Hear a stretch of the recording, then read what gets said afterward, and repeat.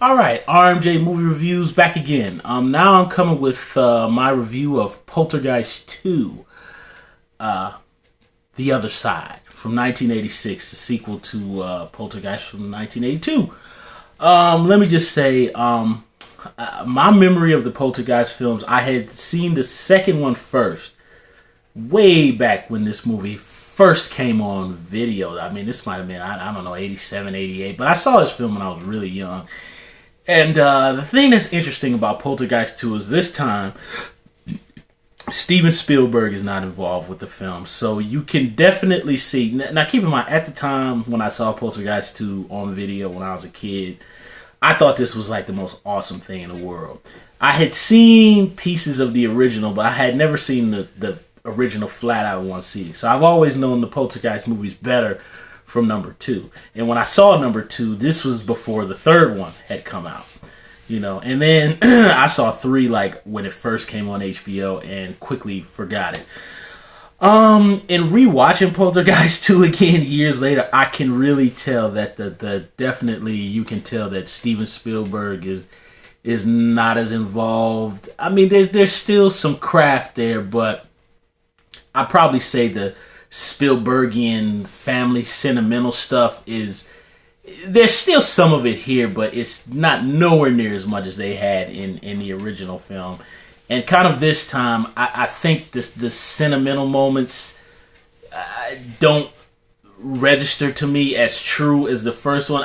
But don't get me wrong, I'm not knocking the actors, because again, we've got the original cast back minus Dominique.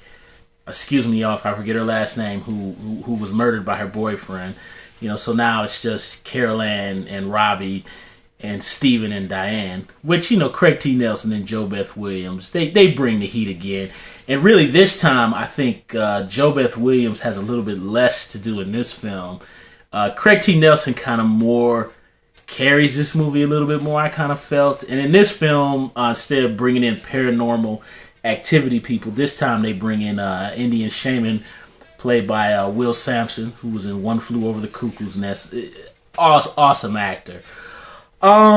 With Steven Spielberg not being involved with this film, you can really just, upon rewatching it now, this is a pretty inferior sequel. It's kind of a mixed bag.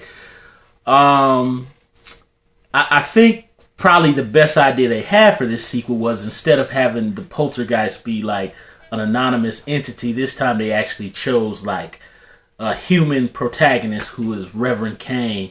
And Reverend Kane, he's not scary now because I'm like 33, but when I saw this film when I was like 5 or 6 or 7, I mean, this guy was terrifying, and I was scared of Reverend Kane for like years and years. I mean, this dude, he's a trip. And kind of watching the movie now as an adult, he's not even in that much in the movie, because as everybody knows, he died during production, and he wasn't even able to finish the film. But you can really tell the writing isn't as up to par. The movie feels kind of, to me, it feels thrown together. There's a lot of really hokey stuff in this second one. Like stuff where you find out that Diane and Carol Ann are really clairvoyant and they can see the future and stuff. And there's just like a really hokey scene where the first act of this movie is really slow. I was surprised watching that. It just kind of drags.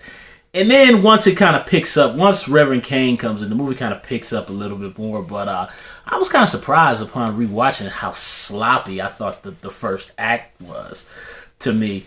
But and really the scares don't feel as grand, and there's not as many in this one. But of course, I really say what this movie does have going for it. In all honesty, I'd probably say there's more negatives than positives. But it's kind of a hit and miss sequel, I'd probably say Jerry Goldsmith knocks the score out the park in this one. In this one, he kind of goes more for kind of a, choir kind of, and I didn't notice this at the time, but, the score kind of chants, God is in his holy temple, which is what the character of Reverend Kane always kind of sings in this creepy manner when he's terrorizing the Freelings. The score is phenomenal, and it's much different than the first one. The first one is kind of more actiony. This one is, like I said, more omen-y, choir chanting kind of thing. It's phenomenal. And the scares aren't as good, but I will say what we all remember is, Stephen Freeland, Craig T. Nelson in this film, is a full-fledged alcoholic because he lost his job and they lost their home. They're living with the grandmother. But once the grandmother passes, Reverend Cain and all the bad ghosts show up. The scene where Craig T. Nelson becomes possessed by the Reverend Cain with the tequila worm, that scene to this day is totally jarring. I remember even when I saw the film when I was a kid, it's jarring. This scene is so weird and it's so out of left field, and it's so to me, in my opinion, I think the scene is too strong for a PG-13 because he becomes possessed and he starts like groping Diane, and then basically he pins her to the floor and attempts like a sexual assault on her. It's crazy. This is a PG-13 movie. I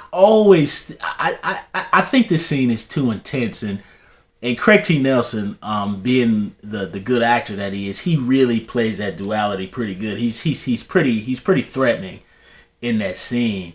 But I will say I think that the scene is very well done because it's doing what it's supposed to do. It's supposed to jar you and make you uncomfortable, which I remember watching this movie with my mom on the Channel 43 8 o'clock movie, and I remember just feeling like so uncomfortable watching that scene with him pinning JoBeth on the floor and he's kind of like groping her and making all these weird noises, and then he vomits up the tequila worm, which it's weird how his ferocity in his acting complements the special effect, because he's clearly not Steven. He's gone.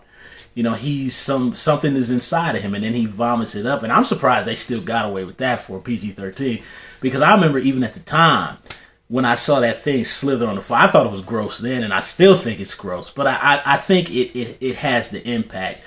Kind of unfortunately, that's really all Poltergeist 2 has going for it. That's not to say that I hate the film. It's just upon rewatching it now, it's a poor sequel, I think. But I think again, you've got Reverend Cain, you've got Jerry Goldsmith's score, and you've got Will Sampson and Craig T. Nelson's kind of back and forth kind of chemistry, which I thought their chemistry was really, really good. But kind of unfortunately, those are really the only things that the sequel has going for it. But again, this movie is still a part of my childhood, so I still kind of give it a pass, because the vomit creature scene just gets a lot of notches. It gets a higher rating because of that scene.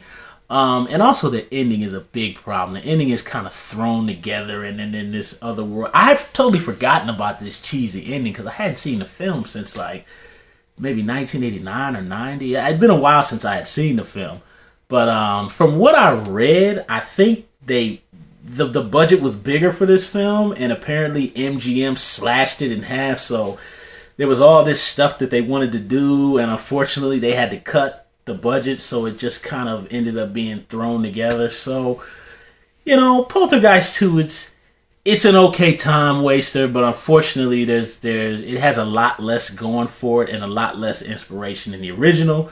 But again, the chemistry between Craig T. Nelson and Will Sampson, Jerry Goldsmith's score, and the vomit creature scene is totally insane.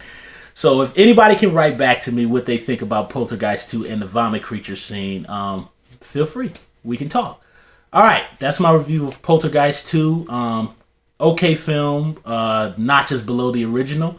All right, and I'm going to come back with another horror picture for RMJ Movie Reviews. Thanks for listening, guys. Tell me back. Let's talk about the vomit scene. All right. Thank you very much.